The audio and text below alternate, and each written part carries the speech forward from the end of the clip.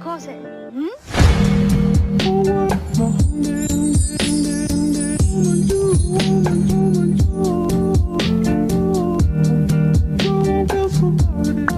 my loves. So I have a few tricks for you guys regarding how to be a good server. I only served for about 5 or 6 months before Miss Corona came, but yeah, I love serving. I don't like this little shadow on my forehead, but whatever. I feel like I'm too far away. So my first tip is to go in confident. I have done a lot of food places before, but they're more like fast food, like chain food places.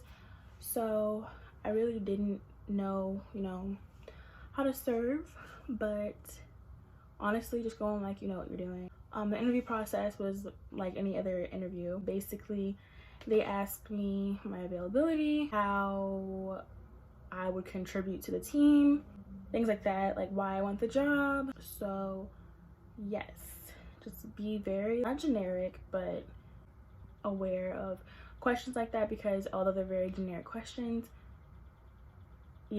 it's gonna come up. Definitely be good with those kind of answers, and don't give off any like, oh, I just want money. Like, duh, that's why you're getting a job. So after the interview, if you're hired, obviously you'll get like your schedules made up and that kind of thing. One thing I can say with schedules and serving, they're very lenient. They give you like basically what you say that you're gonna do and what you can do, and yeah, it's basically that. So if you know you can only work like 3 days a week, only do 3 days a week. Don't be like, oh, I can work every day, because you think they're gonna like to hear that, because they're not gonna like when you can't show up every day. One thing that I can say though is, although you might not get scheduled a lot, you can still pick up shifts easily. We had an app called People Matter. Through People Matter, we can request off, put in people's names for shifts that we're switching.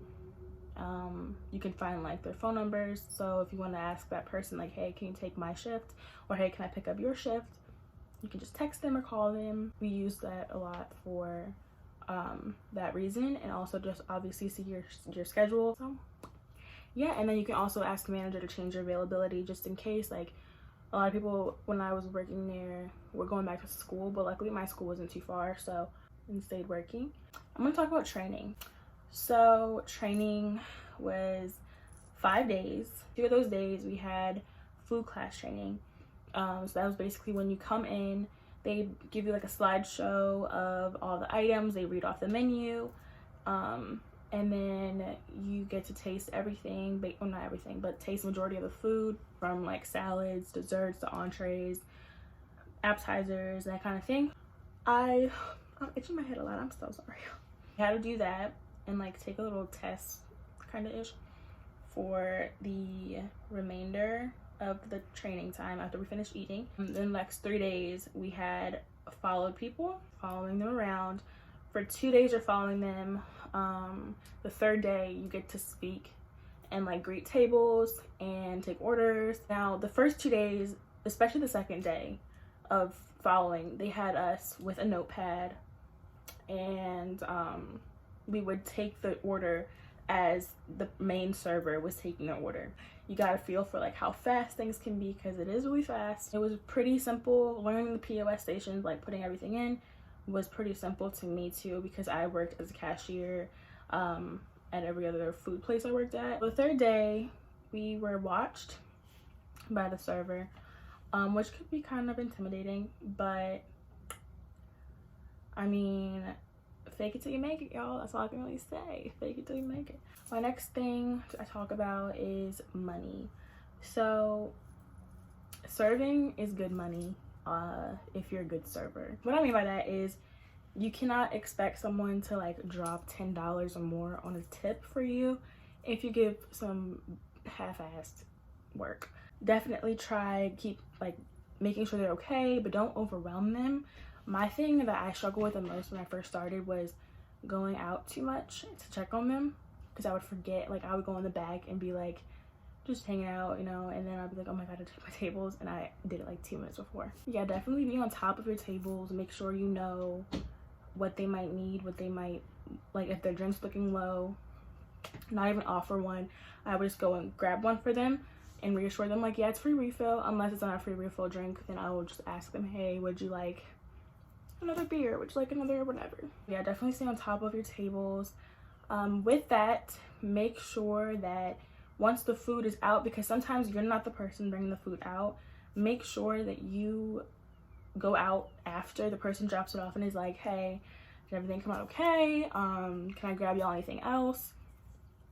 That kind of thing. I kind of had like a script built in my head because I worked there so much that I would go by every single day, and it works because I got employee of the month for the last month before we had to leave.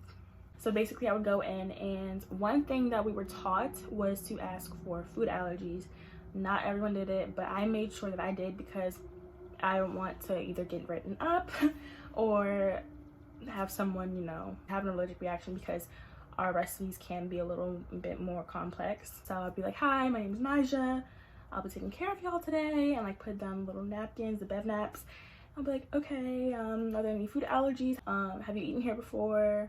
That kind of thing. And then I would offer the special if we have a special for that day. So Monday through Friday we had a special, and then we had like food features for Saturday and Sunday. So offer that up, because once they hear a deal, they're like, oh, less money. Tips can be really good. A good tip, honestly, for me is like $10 or more. The highest I made for one table was $50, which honestly shocked me. I literally almost started crying, so I'm like, oh my god. But yeah, I wouldn't expect that often because I worked at like a family style restaurant. I literally did not expect that at all. My lips are lacking the luster, so okay. Now I worked at, like I said, a family style restaurant, but it was like in the middle of two bigger high schools in the area. So a lot of high school students came in, especially for burger night, which was Monday, and wing night, which was Wednesday. Those are like the crazy nights.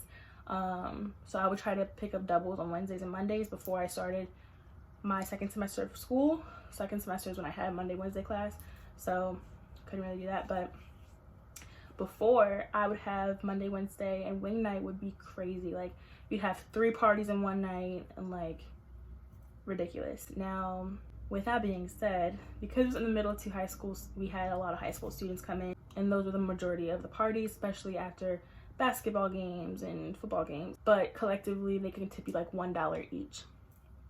Hey, if you tip me, thank you, but like $1 each, really? But I'm grateful that I, you know, had the opportunity to gain money.